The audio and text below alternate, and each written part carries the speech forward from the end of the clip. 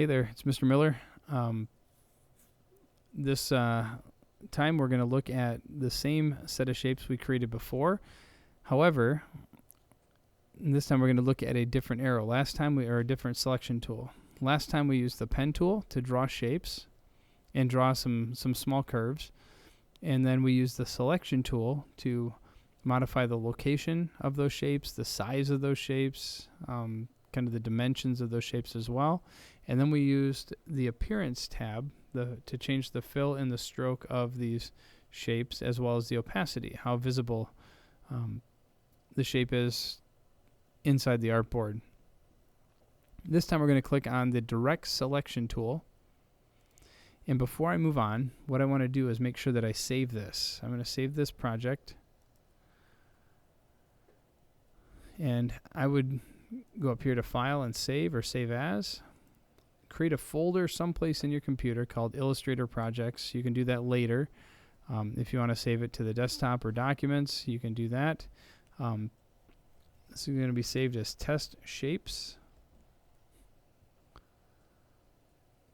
And when I do this, it's going to save it. It's going to change the name up here.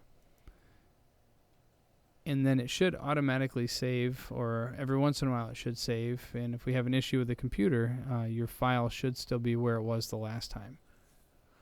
So anyway, zooming in, you can use the Option and then 2-finger swipe up or down. That'll help you zoom in. 2 fingers sliding around the mouse pad or the touchpad will move you around the artboard. So the direct selection tool gives you access to each of the anchor points. And you can see this whole shape was selected. And because this whole shape was selected and I'm on the inside where the little white circle is, it automatically makes it into a curve. There it is, as smushed down as it can go. There they are out at their points. You can do the same thing over here for the square, the rectangle. Once it gets to a point where they are not able to move anymore, you'll see that there's some red there, and that means that it's not going to change past that shape. It kind of smushes it in together. It can't go any farther. Bring it all the way back out. So that lets you change each one of these shapes completely. Let's go over here to this one and see what it does on this one. There's one curve, and basically it doesn't do anything that way. The ones that have inside shapes like this, I can modify. There's that one. You can see this one is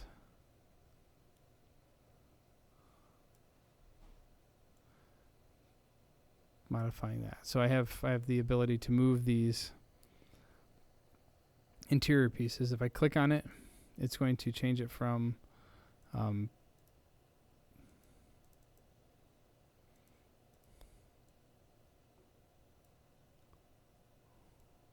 there it is, gets everything.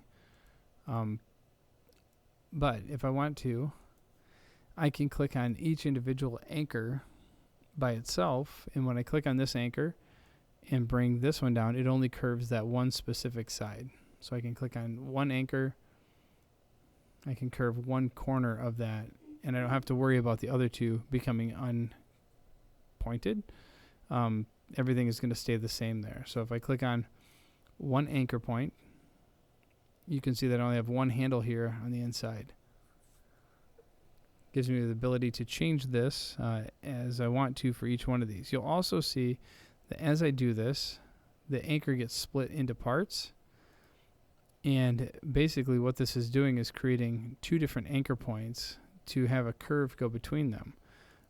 If I click there, I grab this handle, you can see that I can move this around. Because it has 2 different locations, I can move this however I want.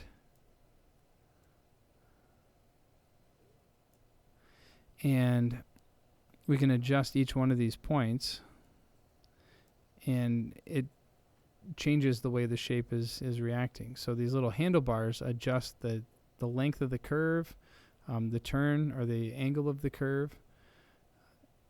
and let us really manipulate the graphic. Let me go to the corner here. If I press the Option key, oops, wrong one. Come on.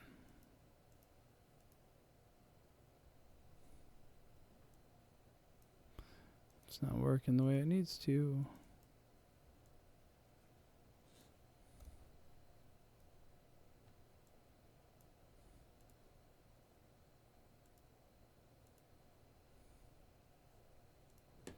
Let's do this one. I don't want an extra copy.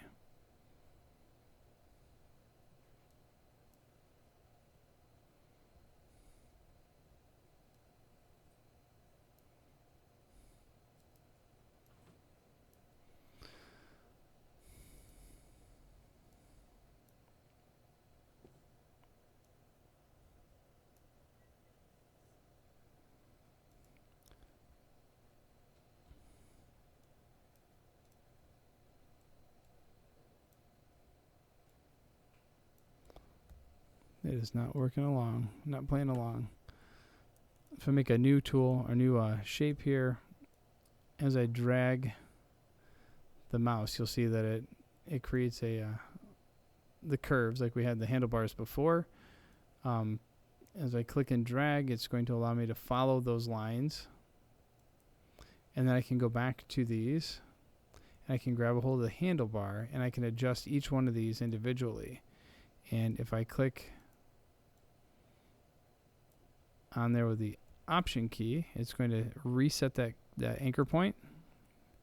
And then I can drag again, click and drag, still holding on to Option, and it will let me readjust each one of those individually.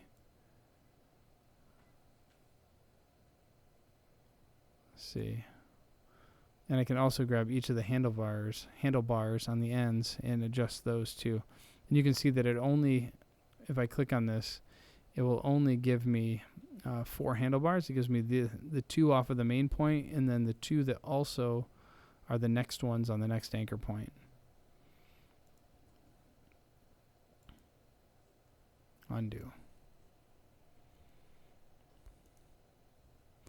So that's what it was. I need to click on, and I was trying to use the direct selection tool, but I need to be on the pen tool. And then when I do the Option, it gives me the ability to change those anchor points. So if you could, for right now, practice using this direct selection to change the angles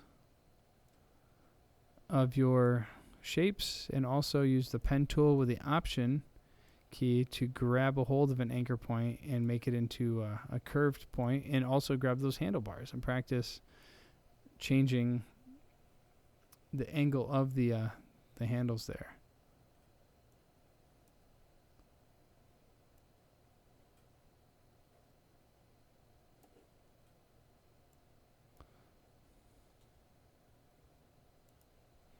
If you press Command and click on a shape, on one of the not shapes, one of the anchor points, it'll give you, if they have any handlebars, it'll show those.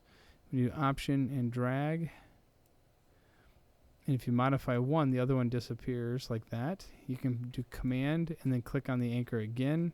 It'll bring the other one up, and then you can adjust that one. So in this lesson, we looked at the direct selection tool of using that to click on a shape and modify the anchors that exist, modify the points.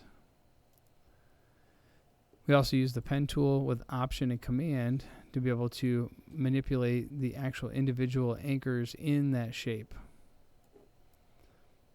So in the next one, we're going to open up and place an object, place a picture, and then practice tracing or drawing from there.